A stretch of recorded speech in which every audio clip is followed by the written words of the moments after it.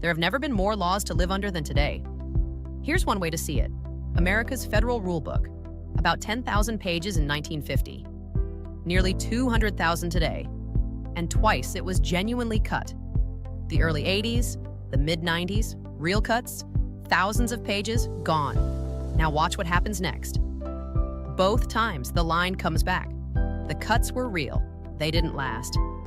The comfortable story is left versus right, but both cuts came from governments that set out to shrink the rulebook, and briefly succeeded. France ran the same experiment.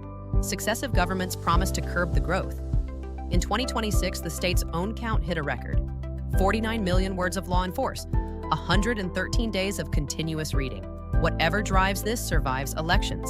It's underneath politics. So look at what a rule actually is. Not text, a rung on a ladder. A rule assigns authority. Someone writes it, someone checks compliance, someone enforces, someone administers. Each rule builds a small ladder, and someone is standing on every rung. Now the asymmetry. When a rule disappoints, repeal is only one option, and it's the expensive one. It means admitting failure and unwinding everything built on top. The cheaper response is a patch, an amendment, an exception, an oversight mechanism. The old layer stays, a new layer manages its failure. Every fix leaves the system more complex, and the next fix starts from there. And every layer is a rung. Adding one creates identifiable beneficiaries, a mandate, a budget, an institution. Removing one scatters its gains across people who will never know what disappeared. Addition gets organized defenders, removal usually doesn't. Even simplification obeys this. Germany built a permanent council to scrutinize the burden of new rules, a new layer whose job is preventing new layers. The ladder is paid for from below because every rule is also work. Someone has to do the checking. Take one set of rules in one country. Anti-money laundering in the Netherlands. The Court of Audit counted it: 8 banks, 13,000 full-time staff, 1.6 billion euros a year. Churches and charities now pay their bank a monthly fee for those checks. The crime is real. So is the machinery built to find it.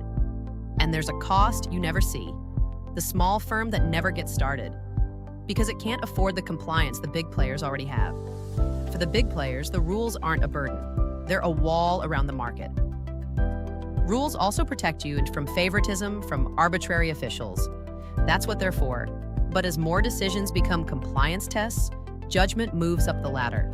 The person across the counter may understand your case completely and still be unable to act. I don't make the rules. You're still a citizen with a case. The system just meets you first as a case, checked against a list. So the claim is narrow. Not that rules are useless. Not that cutting is impossible or meant. The chart shows it happening. The claim is that rulebooks carry an accumulation bias. Additions create visible defenders. Removals create invisible winners. The line can fall. The bias is what brings it back. A rulebook is a ladder.